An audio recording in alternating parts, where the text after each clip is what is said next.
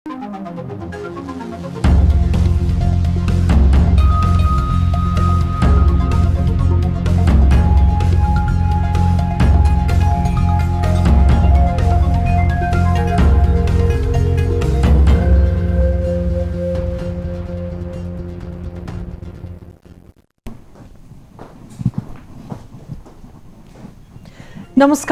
यो हो news 24 television 8 बजेको बुलेटिनमा स्वागत छ। नेपाली महिलाले जनप्रतिनिधित्वको क्षेत्रमा उल्लेख्य स्थान पाएका छन्। 2062-63 को जनआन्दोलनपछि सकारात्मक प्रगति भनेको राजनीतिमा महिला सहभागिता नै हो। संघीय संसद होस् वा प्रदेश संसद 33% महिला सहभागिता सुनिश्चित छ। स्थानीय तहमा 34,000 भन्दा बढी जनप्रतिनिधि रहेकोमा 14,000 भन्दा बढी महिला निर्वाचित भएका छन्। यति हुँदाहुँदै पनि महिलालाई कार्यकारी भूमिकामा भने स्थान दिन कन्जुस्याई गरिएको छ। 2 कार्यकाल महिला राष्ट्रपति भए पनि प्रधानमन्त्रीमा महिलाले अझै अवसर पाएका छैनन्। 753 मध्ये स्थानीय तहमै पनि प्रमुख वा अध्यक्षमा 1.5 दर्जन मात्र महिला छन्। सबै जसोमा उपप्रमुख र उपाध्यक्षको भूमिकामा मात्र महिला सीमित छन्। महिलालाई मात्र कोटा पुर्याउन स्थान दिने होइन, अधिकार सहितको भूमिकामा स्थापित गराउन राजनीतिक दलहरूले ध्यान दिनुपर्छ। दलहरूभित्र पनि केन्द्रीय सदस्यमा टाउको गर्नका लागि होइन, मुख्य पदाधिकारीहरूमै स्थान दिनुपर्छ। जुनसुकै सरकारले विकासमा जतिसुकै प्रतिबद्धता जनाए पनि अवस्थामा सुधार भएको छैन। राष्ट्र गौरवका आयोजना समेत गौरव गर्न लायक बनेका छैनन्। विकास बजेट खर्च निकै कम हुने गरेको छ। 2 अर्ब भन्दा बढी लगानीका 6 वटा सिँचाइ आयोजना निर्माणाधीन छन्, तर ती आयोजनाको प्रगति सुस्त छ। सिँचाइ आयोजना राष्ट्रिय उत्पादनसँग जोडिएको हुन्छ, तर त्यस्ता आयोजनालाई पनि सरकारले गति दिन सकेको छैन। सबै सरकारहरू यो मामिलामा जिम्मेवारीबाट चुक्ने गरेका छन्। अब न्यूज बुलेटिनका हेडलाइन्स। लैंगिक समानता र महिला अधिकारमा नेपालको प्रगति अझै अपुरो। नेतृत्व तहमा महिलाको सहभागिताले संख्यात्मक फड्को मारे पनि निर्णायक तहमा महिलाको अवस्था अझै नाजुक। कतिपय कुरामा हामी 50% को कुरा गर्दै आज महिलालाई विधि र पद्धतिको बर्खिलाफ गर्ने प्रवृत्ति माओवादी पार्टीमा अझै पनि कायमै। पार्टी पदाधिकारीदेखि भ्रातृ संगठनको नेतृत्व चयनमा समेत अध्यक्ष प्रचण्डको मन परी। न त कुनै वैकल्पिक नेतृत्व देखियो न लोकतान्त्रिक प्रक्रिया देखियो। स्थानीय निकायमा भ्रष्टाचारको ग्राफ उकालो लाग्दै, अनियमितताको घटनामा पुरुष जनप्रतिनिधिकै संलग्नता। महिलाको सहभागिता बढाएर भ्रष्टाचार नियन्त्रण गर्न सुझाव।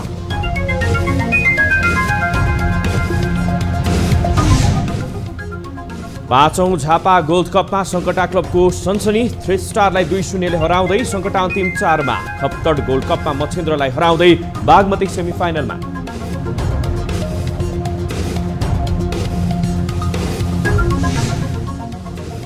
र रुस र युक्रेन बीच वार्ता गराउन टर्कीको अग्रसरता। 2 देशका उच्च स्तरीय प्रतिनिधि बीच टर्कीको अन्तल्याममा वार्ताको कार्यक्रम तय। द्वन्द्वको निकास निस्कने विश्वास।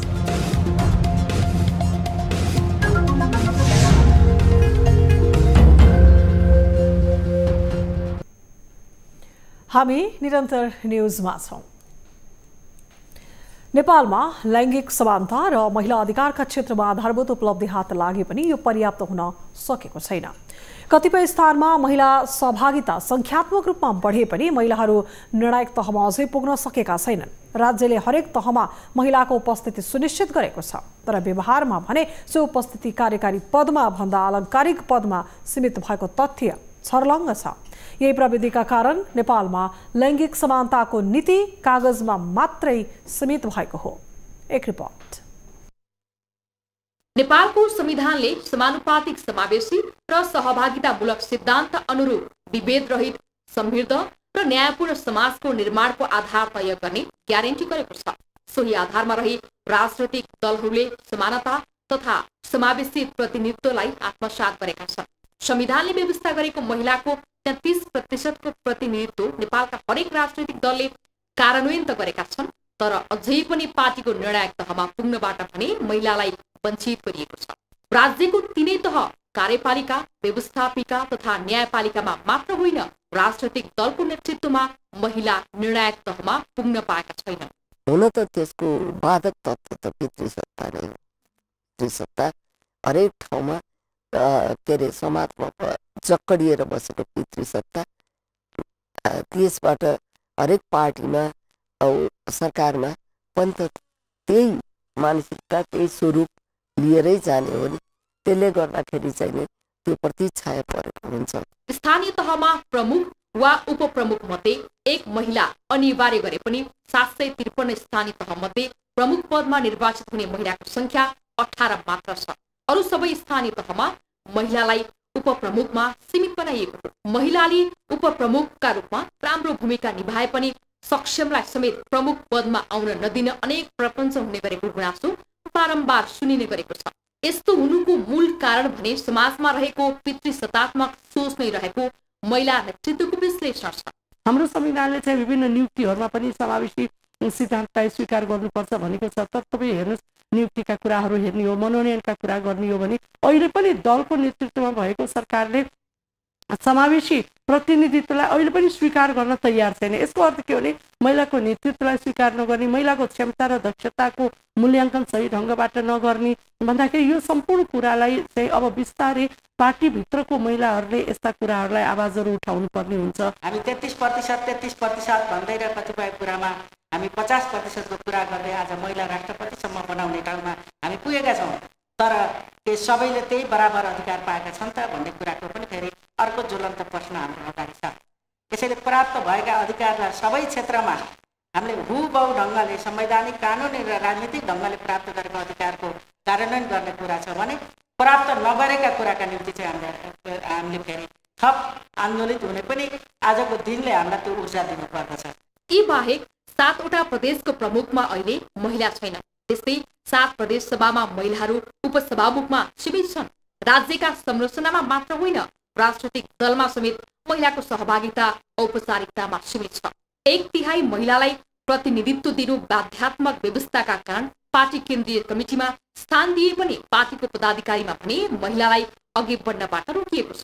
पछिल्लो समयमा नेपालमा लैङ्गिक समानता र महिला अधिकारको क्षेत्रमा आधारभूत उपलब्धि हात लाग्नु सकारात्मक हो। तर हरेक तहमा नीति निर्माण गर्ने र निर्णय गर्ने तहमा महिलालाई बन्देज गर्दा संविधानले परिकल्पना गरेका लैङ्गिक समानताको नीति कसरी साकार होला? लैङ्गिक समतामूलक राष्ट्र निर्माणको सोच गर्ने राजनैतिक दलले बेलैमा सोच्ने कि? न्युज 24 टेलिभिजनका लागि क्यामेरामा मदन सापकोटाको साथमा टिभी जर्नलिस्ट पुष्पा शर्माको रिपोर्ट। प्रधानमन्त्री शेरबहादुर देउवाले महिला हकका लागि संविधानले व्यवस्था गरेको अधिकार सुनिश्चितताका लागि सरकारको तर्फबाट प्रतिबद्धता व्यक्त गरेका छन्। 112औं अन्तर्राष्ट्रिय महिला दिवसका अवसरमा सरकारले आयोजना गरेको मूल समारोहमा प्रधानमन्त्री देउवाले महिलाको विषय सबैको साझा विषय भएको र महिला हकका लागि संविधानले व्यवस्था गरेको अधिकार सुनिश्चितताका लागि सरकार प्रतिबद्ध रहेको बताए। उनले महिला अधिकार र सशक्तिकरणका लागि सबै एकजुट भएर लाग्नुपर्नेमा जोड दिए। प्रधानमन्त्री देउवाले महिला विरुद्ध हुने सबै खाले भेदभाव र हिंसा विरुद्ध अभियानकै रूपमा जुट्न आग्रह गरे। महिलाहरूलाई भेदभाव बिना समान वंशीय हक, सुरक्षित मातृत्व, प्रजनन सम्बन्धी हक, पैतृक सम्पत्ति लगायत सबै विषयमा समान हक इत्यादि गरेको छ। राज्यकै सबै निकायमा महिलाहरूको समानुपातिक समावेशितालाई सुनिश्चित गरेको छ। महिला विरुद्ध हुने कुनै पनि किसिमको हिंसात्मक कार्य शोषणलाई दण्डनीय बनाएको छ। महिला सशक्तिकरण हामी सबैको साझा सरोकार। त्यस्तै महिला बालबालिका तथा ज्येष्ठ नागरिक मन्त्री उमा रेग्मीले समाजमा विद्यमान पितृसत्तात्मक सोच र व्यवहारलाई निवारण गर्न नसक्नु चुनौतीको विषय भएको बताए। महिला हिंसा र असमानतालाई पूर्ण रूपमा निर्मूल नपारेसम्म देश र समाजको आर्थिक सामाजिक विकास नहुने उनको तर्क छ। पोलिटिकल पार्टीका नेताहरूले महिलै छैनन्, महिलाले चाहिँ नेतृत्वमा गर्न सक्दैनन् भने जस्तो नेतृत्वमा अगाडि आएनन् भने जस्तो आभास पाउँछु मैले। त्यस कारणले महिलाहरूको नेतृत्वको विकास गरेर क्षमता अभिवृद्धि गरेर अगाडि बढाउनलाई महिला मन्त्रालयले जे सक्छ त्यसमा पनि महिला नेतृत्व विकासको लागि पनि कार्यक्रम तर्जुमा गर्दैछ। सामाजिक न्याय र लैंगिक समानता दिग विकासको सुनिश्चितता भन्ने राष्ट्रिय नाराका साथ 2078 को महिला दिवस मनाइएको छ। सन् 1910 को मार्च 8 मा महिला कामदारमाथि भएको श्रम शोषण विरुद्ध आवाज उठाएको दिनको स्मरण गर्न तथा महिला हक अधिकार स्थापित गर्न सङ्घर्ष सुरु गरेको दिनका रूपमा विश्वभर अन्तर्राष्ट्रिय महिला दिवस मनाउने गरिएको छ। अन्तर्राष्ट्रिय महिला दिवसको अवसरमा सगरमाथाको कालापत्थर क्षेत्रबाट जलवायु परिवर्तनका असरबारे विश्वको ध्यानाकर्षण गराउन 10 बुँदे घोषणापत्र जारी गरिएको छ। विभिन्न क्षेत्रका प्रतिष्ठित 40 जना महिलाको समूहले काठमाडौँदेखि 13 दिने पदयात्रा सुरु गरी कालापत्थर क्षेत्रमा मंगलबार विशेष कार्यक्रम गरेर सो घोषणापत्र जारी गरेका हुन्। घोषणापत्रमा जलवायु परिवर्तन प्रभावित क्षेत्रका महिला र विपन्न समूहको अनुकूलन क्षमता सुधार, जलवायु न्याय, मुद्दाको वकालत गर्ने, जलवायु परिवर्तनको न्यूनीकरण र अनुकूलनमा महिलाको भूमिका परिभाषित गर्न हर सम्भव प्रयास गर्ने र मानव स्वास्थ्य प्रणालीको दिगो व्यवस्थापनका लागि प्रवर्धन गर्न अपील गर्ने उल्लेख छ।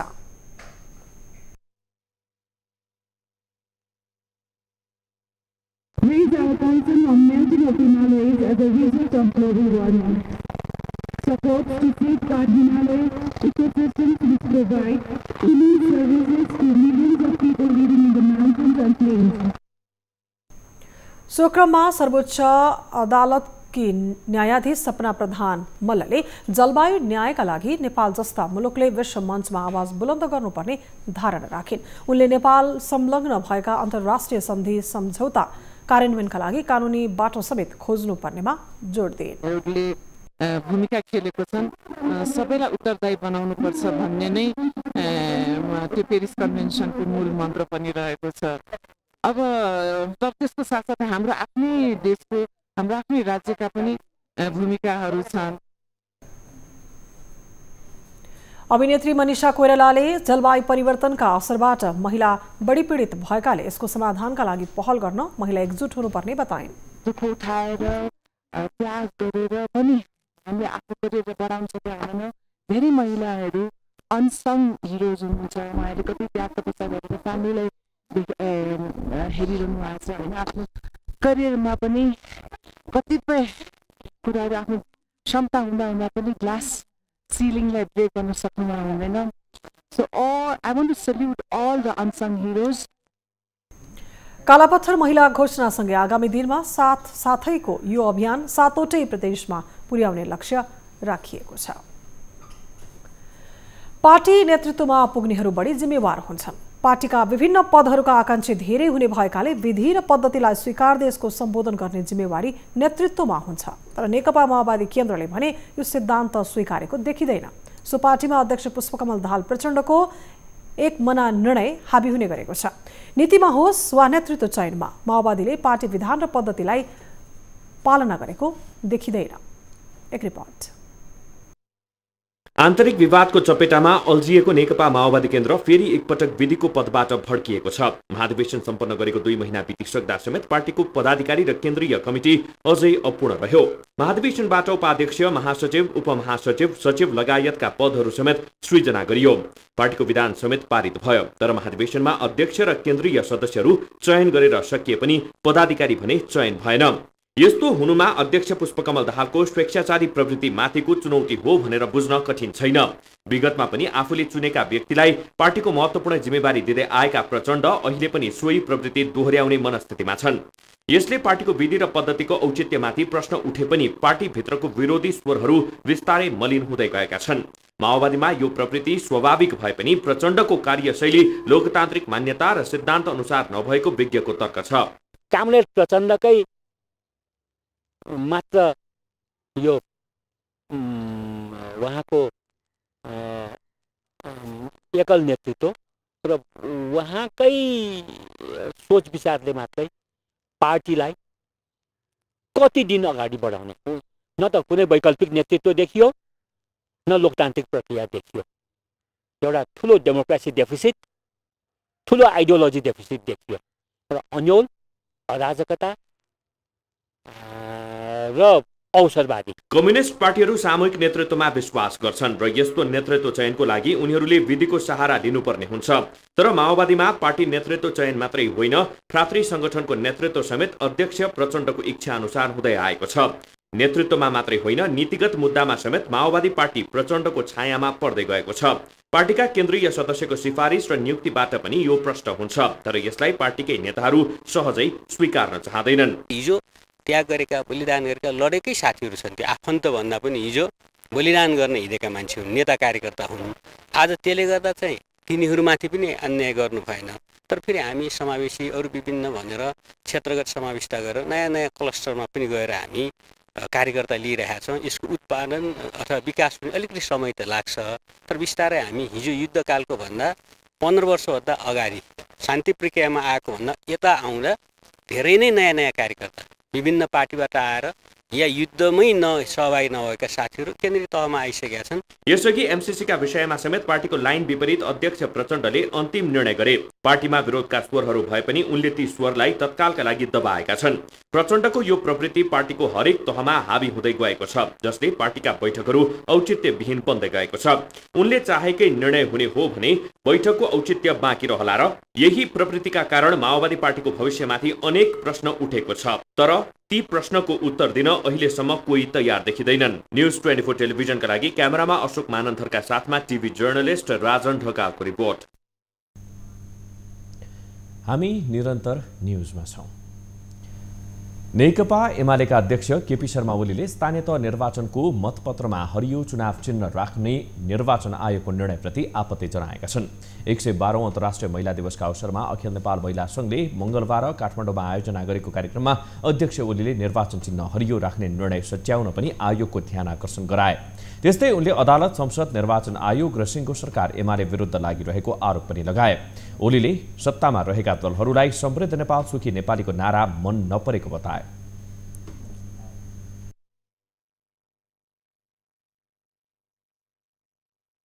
निर्वाचन आयोगले मतपत्रका चिन्हहरूमा हरियो राख्ने भयो अरे।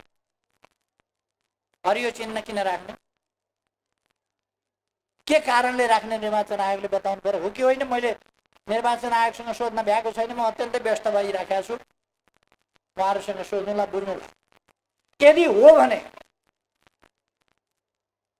कुन हिसाबले राख्ने? अध्यक्ष ओलीले अबको निर्वाचनपछि आफ्नो पार्टीको सरकार बन्ने दावी गरे। आगामी निर्वाचनका लागि एमालेलाई सशक्त बनाउने अभियान चाल्न पनि उनले आग्रह गरे। प्रधानमन्त्री तथा नेपाली कांग्रेसका सभापति शेरबहादुर देउवाले स्थानीय तहको निर्वाचनको तयारीमा खट्न कार्यकर्ताहरूलाई निर्देशन दिएका छन्। मंगलबार सानेपामा बसेको उपलब्ध केन्द्रीय सदस्यहरूको बैठकमा देउवाले कांग्रेसले सञ्चालन गर्ने चुनाव प्रचार प्रसार अभियानमा जुट्न निर्देशन दिएका हुन्। देउवाले पार्टीले सञ्चालन गर्ने चुनाव प्रचार अभियानमा सत्तारूढ गठबन्धनको विरोध नगर्न आग्रह गरेका छन्। देउवाले स्थानीय तह निर्वाचन केन्द्रित घर दैलो अभियान सञ्चालनमा क्रियाशील हुन आवश्यक निर्देशन दिएको कांग्रेस नेता मोहन बस्नेतले जानकारी दिए। नेता बस्नेतले कांग्रेसले मात्रै जनता र देशका लागि इमानदारीपूर्वक काम गर्ने प्रभाव मुलुकभर परेको दावी गरे। प्रजातन्त्रका लागि नेपाली जनताको चाहिँ आर्थिक उन्नति प्रगतिका लागि इमानदारीपूर्वक काम गर्छ भन्ने किसिमको प्रभाव चाहिँ अहिले देशभरि अब कांग्रेस इतर समूहहरू वा पार्टीहरूलाई पनि त्यो परेको सिलसिलामा कांग्रेसले 29 फागुनदेखि 1 महिनासम्म देशभर चुनाव प्रचार अभियान सञ्चालन गर्ने निर्णय गरिसकेको छ। सुदूरपश्चिमको व्यापारिक केन्द्र कैलालीमा पछिल्लो आपराधिक गतिविधि वात्तै बढेको छ। गुण्डागर्दी र सामूहिक झगडा जस्ता कारणले सो क्षेत्र विगतको तुलनामा असुरक्षित बनेको। त्यहाँ गत साउन यता मात्रै 14 जनाको हत्या भएको कैलाली प्रहरीको तथ्याङ्क छ। पछिल्लो समय यस्ता गतिविधि बढे पनि प्रहरीले दोषीलाई कारबाहीको दायरामा ल्याउन भने सकेको छैन, जसले गर्दा सो क्षेत्रमा असुरक्षा बढिरहेको छ। एक रिपोर्ट। गत सोमबार धनगढीमा एक भारतीय नागरिकको शव फेला पर्यो। धनगढी उपमहानगरपालिका 5 जाई शिवनगर सडक खण्डमा भेटिएको उक्त शव हत्या गरेर फालिएको प्रहरीको अनुमान छ। यो त एउटा प्रतिनिधि घटना मात्र हो। कैलाली जिल्लामा पछिल्लो समय यस्ता आपराधिक घटनाको संख्या बढ्दो क्रममा छ। युवाहरूको सामूहिक झगडादेखि व्यक्तिगत रिसिभी तन्किँदा हुने हत्याका घटना समेत बढेको हो। यस्ता अधिकांश घटनामा किशोर तथा युवाहरूको संलग्नता बढी पाइएको छ। अझ त्यसमा पनि लागु औषध सेवनकर्ताहरू सबैभन्दा अपराधमा संलग्न हुने गरेको प्रहरीले जनाएको छ। युवा वर्गहरू जो चाहिँ युथ ग्रुप जुन चाहिँ छ तिनीहरू चाहिँ स्पेसली धेरै कुरा केसमा इन्भल्भ भएको पाइयो। अब एउटा चाहिँ यिनीहरूको कस्तो देखिन्छ भने एउटा ब्याड बोय इमेजलाई फलो गर्ने अनि त्यसमा रमाउने खालको प्रवृत्ति देखिन्छ, जसले गर्दाखेरि ग्रुपिङ गर्ने होइन, त्यो चाहिँ एकदम ठुलो डरलाग्दो सिचुएसन छ भने। तर सामान्य रूपमा इनिसियली फेजमा चाहिँ यिनीहरू चाहिँ आफ्नो ग्रुप गर्ने एउटा यसको समूह उसको समूह भन्ने खालको प्रवृत्तिमा चाहिँ देखियो। गत साउनदेखि हालसम्म मात्रै 14 जनाको हत्या भएको कैलाली प्रहरीले जनाएको छ। पुस 3 जानकी गाउँपालिका 9 बस्ने वर्ष 25 का अर्जुन दासको धारिलो हतियार प्रहार गरी हत्या गरिएको थियो। सो हत्यामा संलग्न 6 जना मध्ये 1 जना पक्राउ परेका छन् भने 5 जना अझै फरार छन्। यस्तै पुस 19, माघ 9 र फागुन 7 गते गरी थप 3 जनाको हत्या भएको छ। हालसम्म हत्यामा संलग्न रहेको भन्दै 43 जना विरुद्ध किटानी जाहेरी दर्ता गरिएकोमा 29 जना अभियुक्त पक्राउ परिसकेका छन् भने 14 जना अझै फरार छन्। अहिलेकै तथ्याङ्क हेर्ने हो भने औसत 1 महिनामा 2वटा हत्याका घटना हुने गरेका छन्। तर यता जिल्ला प्रहरी कार्यालय कैलालीका प्रहरी नायब उपरीक्षक वेद प्रकाश जोशीले भने नेपाल भारत खुल्ला सीमाका कारण अभियुक्तहरू भारत पस्ने गरेकोले पक्राउ गर्न कठिन भएको बताउँछन्। ओपन बोर्डरको च्यालेन्ज छ, यता घटना घटाएर इन्डियामा गएर लोकदिने प्रवृत्ति जुन हामीलाई एकदम ठुलो च्यालेन्ज गरिरहेको छ। त्यसले गर्दाखेरि कहिलेकाहीँ यो पक्राउ गरिने जुन चाहिँ हाम्रो प्रक्रिया छ त्यो कहिलेकाहीँ ढिला सुस्ती भएको हो, हामी त्यसलाई मान्छौँ। तर त्यो भनिरहँदाखेरि हामी चुप लागेर बसेको अथवा अनुसन्धानलाई रोकेको अब त्यो चाहिँ होइन। व्यापारिक केन्द्रको रूपमा रहेको कैलालीमा व्यापारिक गतिविधि बढिरहँदा सुरक्षा चुनौती थपिएको छ। यस्तोमा प्रहरी अझ बढी सक्रिय हुनुपर्नेमा खुल्ला सिमानाको बहाना बनाउँदै अपराधीलाई कानुनी दायरामा ल्याउन उदासीन देखिएको छ। बढ्दो अपराधिक घटना र प्रहरीको कमजोरीका कारण नागरिकहरूले असुरक्षित महसुस गर्नुपर्ने अवस्था सृजना भएको हो। न्यूज 24 टेलिभिजनका लागि कैलालीबाट टिभी जर्नलिस्ट अर्जुन बोहराको रिपोर्ट। नायक पल शाहलाई बयानका लागि मंगलबार तनहुबाट गैंडाकोट ल्याइएको छ। प्रहरीका अनुसार गैंडाकोटमा पनि पल विरुद्ध उजुरी परेकोले अनुसन्धानका लागि ल्याइएको हो। उनलाई 1-2 दिन गैंडाकोटमा राखिनेछ। पल विरुद्ध पहिलो पटक 7 र दोस्रो पटक 12 दिनको म्याद थप भएको छ। पलको मुद्दा प्रक्रिया भने तनहुबाट अगाडि बढिरहेको छ। बयानपछि मिसिलसँगै उनलाई फेरि तनहुमै पठाइनेछ।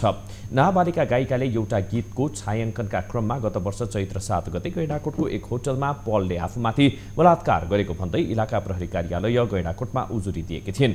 त्यसअघि उनले जिल्ला प्रहरी कार्यालय तनहुमा उजुरी दिएकी थिइन्।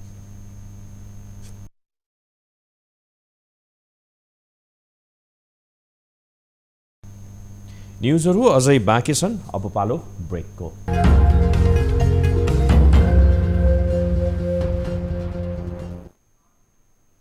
हामी निरन्तर न्युजमा छौं। देश संघीयतामा गएसँगै गाउँ गाउँमा सिंहदरबार पुगेको झण्डै 5 वर्ष भयो। सिंहदरबारको अख्तियार मात्र गाउँ गाउँ पुगेन, भ्रष्टाचारको रोग पनि सँगसँगै गयो। अख्तियार दुरुपयोग अनुसन्धान आएको तथ्याङ्क अनुसार भ्रष्टाचारका उजुरी मध्ये सबैभन्दा धेरै उजुरी स्थानीय तहको छ। यति धेरै उजुरी स्थानीय निकायको भए पनि महिला जनप्रतिनिधि यो घटनामा संलग्न नरहेको पाइएको छ। स्थानीय निकायमा महिलाको प्रतिनिधित्व बढे पनि भ्रष्टाचारमा संलग्न नहुनुले भ्रष्टाचार नियन्त्रणको एउटा बलियो विकल्प दिएको भन्न सकिन्छ। एक रिपोर्ट। लामो समयको अन्तरालपछि स्थानीय निकायको निर्वाचन भई नयाँ नेतृत्व आयो। सो नेतृत्वले गर्ने कामबाट विकासको गति निर्धारण हुने थियो, तर स्थिति फरक भयो। विकासको कामभन्दा बढी भ्रष्टाचारको घटनामा तीव्रता आयो, जसकारण अख्तियार दुरुपयोग अनुसन्धान आयोगमा भ्रष्टाचार विरुद्धको उजुरीको ठूलो साङ लागेको छ। सुसाङमा स्थानीय निकायको भ्रष्टाचारको अंश अधिक छ। नेपालमा कुल 6 महानगर, 11 उपमहानगर, 276 नगरपालिका र 460 गाउँपालिका छन्। 6743 वडा छन्। 36,639 जनप्रतिनिधि मध्ये 14,356 जना महिला छन्। तीमध्ये 7 मेयर, 276 उपमेयर, 424 उपाध्यक्ष, 62 वडाध्यक्ष, 11 गाउँपालिकाका अध्यक्ष मात्रै छन्। स्थानीय निकायमा उल्लेख्य संख्यामा महिलाको उपस्थिति भए पनि भ्रष्टाचारमा भने कुनै पनि महिला जनप्रतिनिधिको संलग्नता भेटिएको छैन। यस्तो हुनुमा महिलामा भ्रष्टाचारप्रति लगाव नहुनु नै प्रमुख कारण भएको विज्ञ बताउँछन्। महिलाहरूले कम भ्रष्टाचार गर्छन् अथवा कम चाहिँ उनीहरूले अनियमितताहरू गर्छन् भन्ने मान्नुपर्ने हुन्छ। त्यसैले म त के भन्छु भन्दाखेरि महिलाहरूलाई नेतृत्व दियो भने भ्रष्टाचार पनि केही कम हुन्छ भनेर सोच्न सक्ने ठाउँहरू प्रशस्त मात्र छ होइन। त्यसैले चाहिँ तर के छ भन्दा हामी कहाँ स्वच्छ महिलाहरूलाई ठाउँ दिने कोसिसै गरिँदैन। चालू आर्थिक वर्षको 5 महिनामा मात्र कुल 8070 उजुरी दर्ता भएकोमा 2636 उजुरी स्थानीय तह विरुद्धका छन्। 2077-78 मा 22600 उजुरी दर्ता भएका छन्। यसमध्ये स्थानीय तहसँग सम्बन्धित 7240 अर्थात् 32.72% उजुरी परेको छ। चालू आर्थिक वर्षको माघ मसान्तसम्ममा मात्रै 9178 उजुरी परेका छन्। अख्तियारले चालू आर्थिक वर्ष 2078-79 को 7 महिनामा मात्र एक उपमेयर, एक गाउँपालिका अध्यक्ष सहित 11 जनप्रतिनिधि विरुद्ध विशेष अदालतमा 7 मुद्दा चलाएको छ। मुद्दा चलाएका सबै जनप्रतिनिधि पुरुष हुन्। स्थानीय तहमा ऐन नियम र कानूनले तोकेको मापदण्ड समेत पूरा नगरी रकम विनियोजन गर्ने, एकै प्रकृतिको काममा समेत दोहोरो कार्यक्रम बनाई भुक्तानी गर्ने प्रवृत्ति बढी पाइएको अख्तियारले जनाएको छ। स्थानीय तहमा एकै पटक यसरी हामीले यो संहिता कार्यान्वयन गर्ने चरणमा बजेट व्यवस्थापन गर्दाखेरि व्यवस्थापन असल गर्न नसक्दाखेरि पनि भ्रष्टाचार बढेको हुन सक्ने हाम्रो एउटा प्रारम्भिक अध्ययनले देखाएको छ। नेपालमा भ्रष्टाचारको समस्या नौलो होइन। यो समस्या समाधानका लागि सरकारले पटक पटक प्रतिबद्धता व्यक्त गरे पनि भ्रष्टाचार नियन्त्रणको सूत्र पनि पत्ता लगाउन सकेको छैन। तर अहिलेको तथ्याङ्क हेर्दै स्थानीय निकायमा महिलाको सहभागिता व्यापक बनाउन सके मात्रै पनि भ्रष्टाचारको ग्राफलाई नियन्त्रण गर्न सकिने देखिएको छ। यो गम्भीर विषयमा सम्बन्धित निकाय र नेतृत्वको ध्यान जान आवश्यक छ। न्युज 24 टेलिभिजनका लागि क्यामेरामा सुनिल गुरुङ र अशोक मानन्दरको साथमा टिभी जर्नलिस्ट समीर जोशी। अब हेल्थ न्यूज।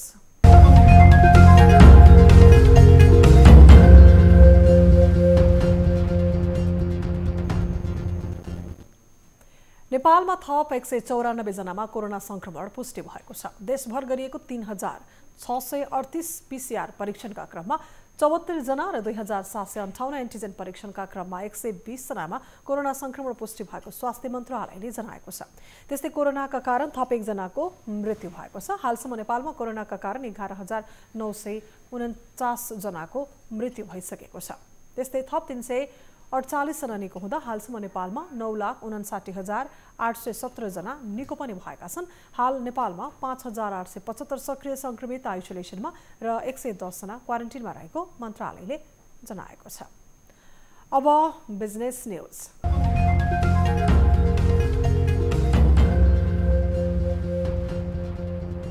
कोका-कोला नेपालको बोटलिङ पार्टनर्स बोटलर्स नेपालले सक्षम कार्यक्रम सुरु गरेको छ। कार्यक्रममा 1000 महिला व्यवसायीहरूलाई व्यावसायिक तालिम दिन लागि हो। नेपालका विभिन्न स्थानमा किराना पसल र खाजा घरहरू सञ्चालन गर्दै आएका महिलालाई तालिम प्रदान गर्न लागेको कम्पनीले जनाएको छ। तालिमबाट प्राप्त ज्ञान र सिपलाई आफ्नो व्यापार सञ्चालन गर्न सहयोग पुर्याउने समेत बताइएको छ। मोरङ व्यापार संघ विराटनगरले आगामी चैत्र 18 देखि 26 गतेसम्म विराटनगरमा ट्रेड एक्सपो 2022 आयोजना गर्ने भएको छ। नयाँ उत्पादनको प्रवर्धन गर्न तथा उत्पादक र उपभोक्ता बीचको सम्बन्ध विस्तार गर्ने उद्देश्यले सो प्रदर्शनी आयोजना गर्न लागि हो। विगत 2 वर्षदेखि कोरोना महामारीका कारण शिथिल भएको आर्थिक क्षेत्रलाई पुनरुत्थान हुने मोरङ व्यापार संघको विश्वास छ। इन्जिनियरिङ पेसासँग सम्बद्ध समस्याहरूलाई समाधान गरी विकासको दिगो लक्ष्य प्राप्तिका लागि प्रयास गर्ने नेपाल इन्जिनियर एसोसिएसनले जनाएको छ।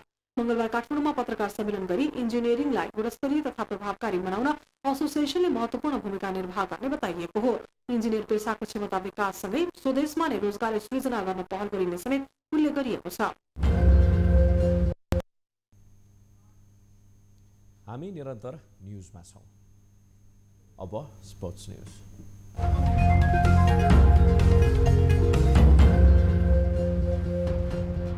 Sudurpashchim Khaptad gold cup football प्रतियोगितामा बागमती युथ क्लब सेमी फाइनलमा प्रवेश गरेको छ। मंगलबार ए डिभिजन लीग च्याम्पियन मसिद्र फुटबल क्लबलाई पेनाल्टी सुटआउटमा 4-2 गोल अन्तरले हराउँदै बागमतीले अन्तिम 4 मा स्थान बनाएको हो। खेलको निर्धारित समय गोल रहित बराबरीमा सकिएपछि खेल पेनाल्टीमा गएको थियो। पेनाल्टीमा बागमतीका अमन श्रेष्ठ, इमान घलान, ड्याडी बम्बा जुनियर र अनिल राणाले गोल गरे भने मसिद्रका रञ्जित धिमाल र विमल घरतीमगरले मात्रै गोल गर्न सके। अब बागमतीले सेमिफाइनलमा फ्रेन्ड्स क्लबको सामना गर्नेछ। आयोजक सुदूरपश्चिम 11 स्पोर्ट्स क्लब धनगढीले आयोजना गरेको प्रतियोगितामा 10 टिमको सहभागिता रहेको छ।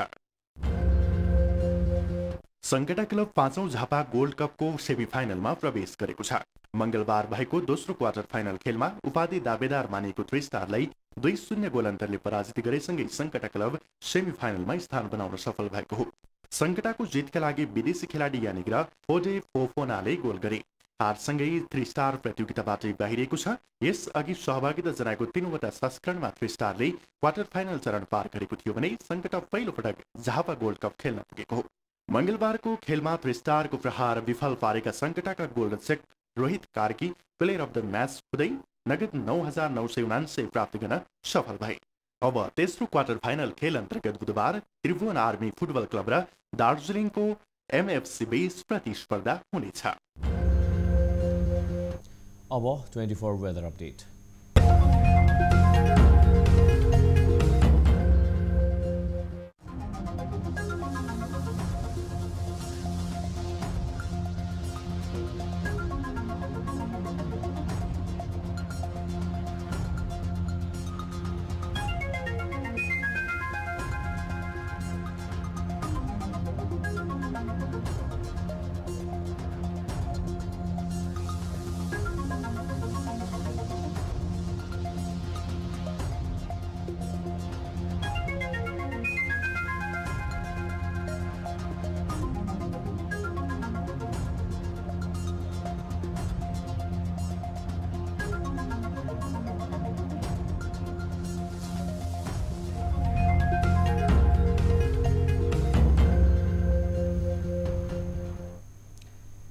न्यूज बुलेटिनको अन्त्यमा पुनः हेडलाइन्स।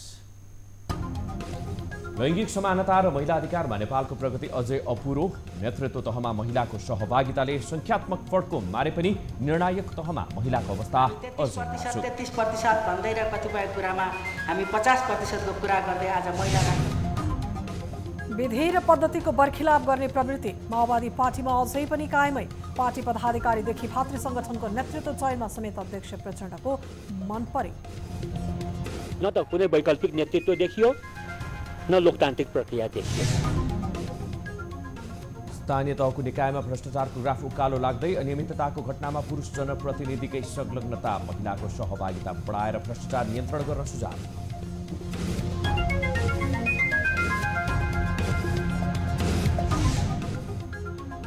पाँचौं झापा गोल्ड कपमा सङ्कटा क्लबको सनसनी। 3 स्टारलाई 2-0 हराउँदै सङ्कटा अन्तिम 4मा।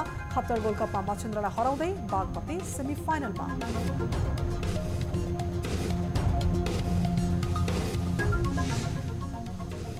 रुस र युक्रेन बीच वार्ता गराउन टर्कीको अग्रसरता। दुई देशका उच्चस्तरीय प्रतिनिधि बीच टर्कीको वार्ताको कार्यक्रम तय।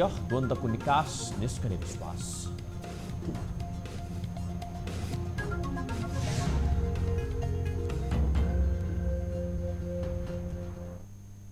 बेलुका 8 बजेको न्युज बुलेटिन अहिलेलाई यति नै। ताली र गाडीका लागि हामीले सोधेको प्रश्नको अन्तिम नतिजा यसपछि प्रसारण हुने कार्यक्रम सिधा कुरा जनतासँगमा हेर्न सक्नुहुनेछ। थप न्युजका लागि हाम्रो वेबसाइट www.news24nepal.com हेर्नुहोला। साथै हामीलाई फेसबुक, ट्विटर र युट्युबमा पनि फलो गर्न सक्नुहुनेछ। यस्तै मोबाइल, भाइबर र इमेलबाट 24 डेस्कमा समस्या र गुनासो गर्न सक्नुहुनेछ। अहिलेलाई बिदा दिनुहोस्। हामी निरन्तर न्युजमा छौँ। नमस्ते।